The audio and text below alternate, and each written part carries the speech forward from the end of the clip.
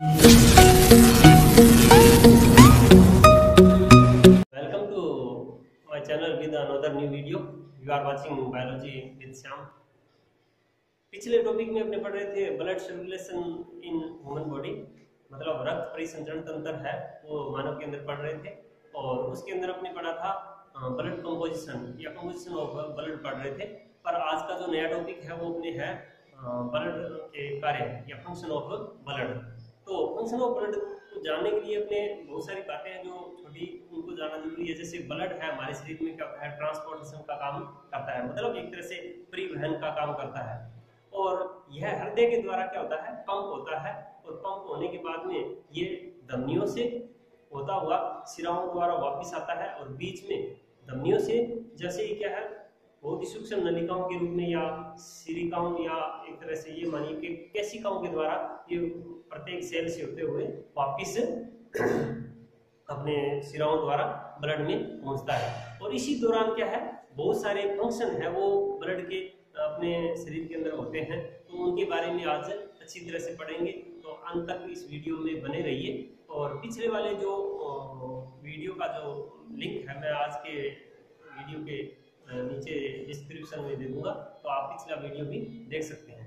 तो पहला जो अपना एक बात और करते हैं कि हमारे शरीर में जो ब्लड होता है वो क्या रियल में ट्रांसपोर्ट करता है या चलता है। तो उसके लिए एक छोटा सा उदाहरण है, मैं आपको बताना चाहूँगा कि जैसे अपना ये हाथ है, जैसे हाथ है और इसको आप अच्छी तरह से पूरी जोर से क्या मुट्ठी में इस तरह से पकड़ लीजिए। और पकड़ने के बाद में क्या करना है, अचानक खोलना है। इसका रंग देखिए सफेद है या कुछ ललाई युक्त है। अब देखिए जैसे ही अपने छोड़ेंगे तो इसमें क्या है, रंग क्या है, लाल हो जाता है। तो आप इसको अपने हिसाब से घर पे भी कर सकते हैं या एक्सपेरिमेंट के रूप में इसको देख सकते हैं। तो पहला जो टॉपिक है अपना है ऑक्सीजन का परिवहन। मतलब हमारे शरीर के अंदर क्या है, ऑक्सीजन का परिवहन होता है ब्लड के द्वारा। और ये मानिए कि हमारे जैसे फेफड़ों के अंदर हवा जाती है तो हवा के साथ में बहुत सारी गैसेज होती है, लेकिन उसमें से क्या है एक ऑक्सीजन ही क्यों हमारे शरीर के अंदर ब्लड में घुलती है या मिलती है। उसके लिए सबसे बड़ा अपने पढ़ते हैं एक पदार्थ होता है, जैसे उसको बोलते हैं हीमोग्लोबिन। क्या होता है, हीमोग्लोबिन।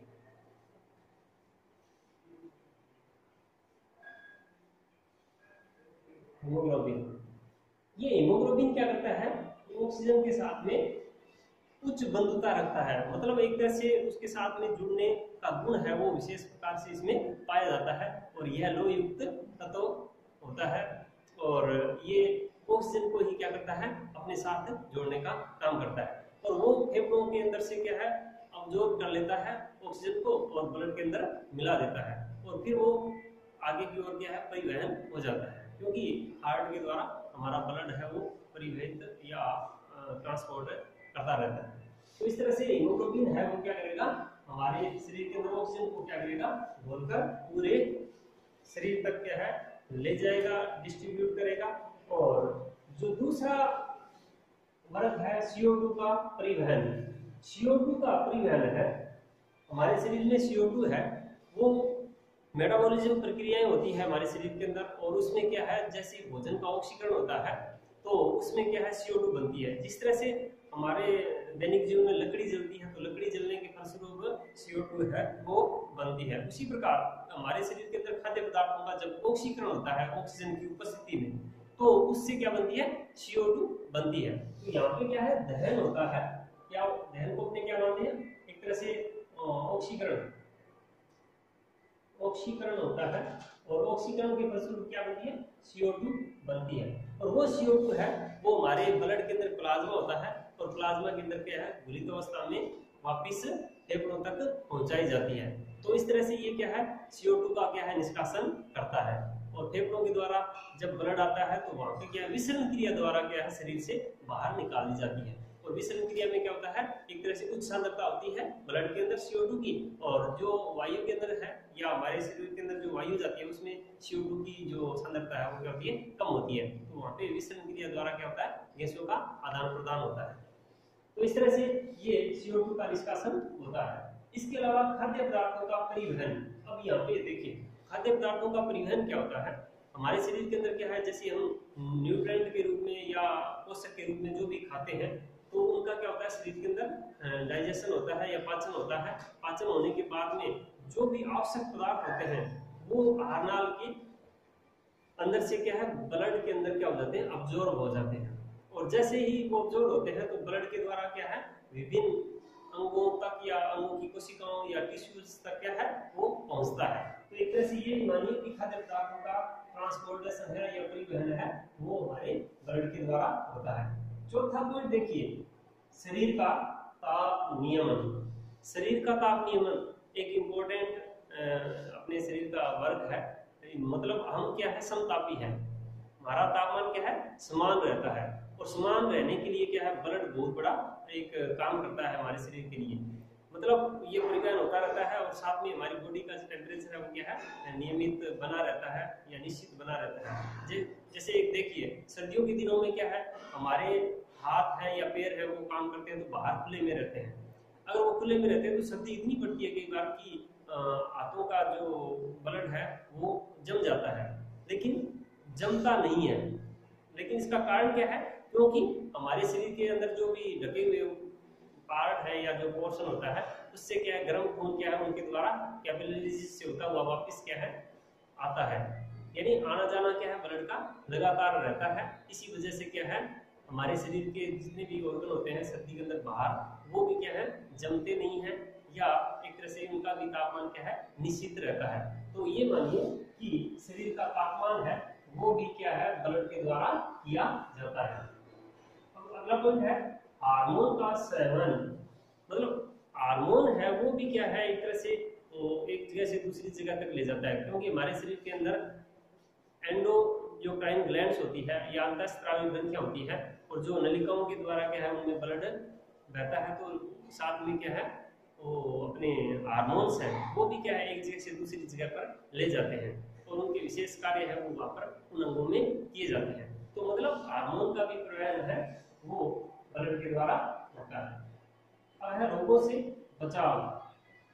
रोगों से बचाव होता है वो क्या होता है, रोगों से बचाव है उसमें ब्लड की बड़ी भूमिका होती है। क्योंकि ब्लड में अपने पढ़ा था कंपोजिशन में कि ब्लड में WBC पाई जाती है, और WBC है वो क्या है, एक तरह से फैगोसाइड होती है। मतलब माइक्रोब्स होते हैं उनको क्या है, खत्म करने वाली होती है या उनको खा जाती है, खाकर नष्ट कर देती है। या हमारे शरीर में बहुत सारे जैसे भी बाहर से जो रासायनिक पदार्थ एंटीजन के रूप में यानी जाते हैं, या अपने उनको एंटीजन कह सकते हैं, चाहे वो माइक्रोब्स हो चाहे वो कोई रासायनिक पदार्थ हो, तो वो एंटीजन के प्रति क्या है, एक एंटीबॉडीज का निर्माण भी करते हैं। तो हमारा शरीर के अंदर क्या है, ये एक इम्पोर्टेंट वर्क है जो रोगों से बचाने का काम करते हैं या माइक्रोब्स को नष्ट करने का काम भी करते हैं। तो ये रोगों से बचाव भी करता है, मतलब ब्लड के द्वारा रोगों से बचाव होता है। अगला पॉइंट देखिए, चोटों की मरम्मत। अब चोट की मरम्मत है वो कैसे होती है, मतलब हमारे शरीर में जैसे कई बार क्या होता है कि गिर जाते हैं या किसी वस्तु से चोट आ जाती है, फ्रिक्शन हो जाता है, तो वहां से क्या ब्लड निकलना शुरू कर देता है या घाव हो जाता है।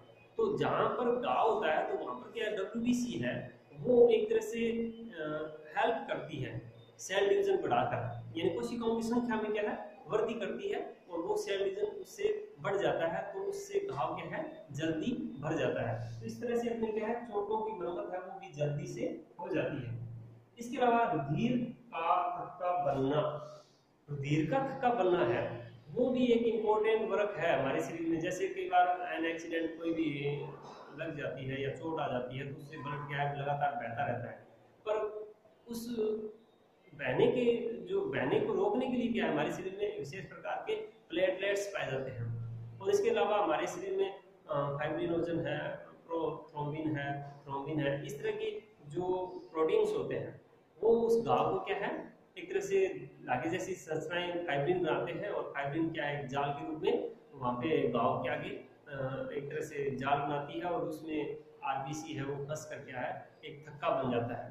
और इसमें कैल्शियम आयन की भी बड़ी भूमिका होती है। कई बार पूछ लेते हैं कि कौन से आयन यानी की जरूरत पड़ती है, तो वो कैल्शियम आयन होता है। तो थक्का बनाने में कैल्शियम आयन के साथ में ये प्रोटीन भी काम में आती है। तो हमारे शरीर की जो ब्लड हानि है या जो रक्त है या रुधिर है वो बहने से रुक जाता है। तो इस तरह से क्या है, ये रुधिर का थक्का है वो भी बनाने के काम में आता है। इसके अलावा देखिए उत्सर्जी पदार्थों का संवहन। उत्सर्जी पदार्थ हमारे शरीर में क्या होता है, बहुत सारे ऐसे मेटाबॉलिज्म प्रक्रियाएं होती है बहुत सारी, तो उसके दौरान क्या है बहुत सारे अपशिष्ट पदार्थ बनते हैं। क्या बनते हैं, अपशिष्ट पदार्थ बनते हैं, जैसे यूरिया, यूरिक एसिड, यूरिया है, यूरिक एसिड है, ये हमारे शरीर में क्या है एक तरह से अपशिष्ट पदार्थ के रूप में बनते हैं। और अपशिष्ट पदार्थ क्या होता है हमारे शरीर के लिए नुकसानदेह होता है, तो वो भी क्या है ब्लड के अंदर क्या है वो डाल दिया जाता है और ब्लड के द्वारा फिर शरीर से बाहर उत्सर्जित कर दिया जाता है। तो इस तरह से ये मानिए कि उत्सर्जन का कार्य है वो भी क्या ब्लड के द्वारा बखूबी निभाया जाता है। और उसके बाद में जल संतुलन। जल संतुलन क्या होता है, हमारे शरीर के अंदर क्या है पूरे जो तत्व होते हैं, वाटर हो चाहे अन्य जो तत्व होते हैं, उनका एक बैलेंस होता है या संतुलन होता है। लेकिन अपने कहते हैं कि जीवद्रव्य है वो कोशिका का भौतिक आधार माना जाता है, जीवद्रव्य को कोशिका का भौतिक आधार माना जाता है। लेकिन भौतिक आधार है वो किसकी वजह से होता है, पानी की वजह से। मतलब सेल के अंदर क्या होता है 90% क्या होता है जल पाया जाता है। अगर जल नहीं होगा तो सेल भी क्या है एक तरह से डेड हो जाती है। तो जल का बैलेंस है वो भी ब्लड के द्वारा होता है। जैसे हम पानी पीते हैं तो पानी का क्या है आहार के द्वारा ब्लड में अब्जॉर्प्शन होता है और यानी अवशोषण होता है, और उसके द्वारा हमारे शरीर के अंदर जो वाटर बैलेंस होता है वो भी क्या है जल के द्वारा बना रहता है। तो जल संतुलन है वो भी अपने क्या है ब्लड के द्वारा नियमित या कंट्रोल किया जाता है। अब है रोग निदान। रोग निदान मतलब रोग का, जैसे कई बार अपने टेस्ट करते हैं कि ये टेस्ट रोग में आता है या नहीं आता है, उसके बारे में अपने टेस्ट करते हैं। तो ब्लड के द्वारा बहुत सारे ऐसे पदार्थ होते हैं या बहुत सारे ऐसे अपने कंपोनेंट होते हैं, उनके आधार पे क्या है रोग का निदान किया जाता है। जैसे मान लो कि WBC है वो बढ़ जाती है तो उसको अपने ब्लड कैंसर बोलते हैं या ल्यूकीमिया कहते हैं। क्या बोलते हैं, ल्यूकीमिया। जैसे आज WBC होती है ना, WBC का बढ़ना है, का बढ़ना, ये ल्यूकीमिया है, ल्यूकीमिया। तरह से क्या है ब्लड का बढ़ जाना ल्यूकीमिया कहलाता है। इसके अलावा अगर अपने डेंगू है,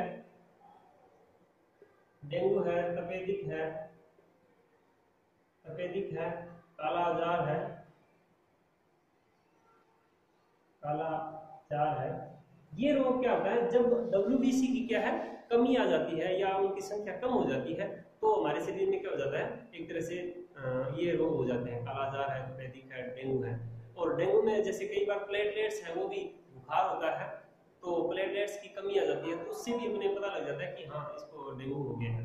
तो बहुत सारे जो रोग हैं, रोगों का निदान है वो ब्लड टेस्ट के द्वारा भी किया जा सकता है। इसके अलावा आप बहुत बार देखते भी हैं या टेस्ट लेबोरेटरी टेस्ट में ऐसा किया जाता है, तो ब्लड लिया जाता है और ब्लड को अपने टेस्ट करके बहुत सारे रोगों के बारे में या हीमोग्लोबिन के बारे में पता किया जाता है। तो ये एक तरह से क्या निदानात्मक कार्य भी ब्लड के द्वारा किए जाते हैं।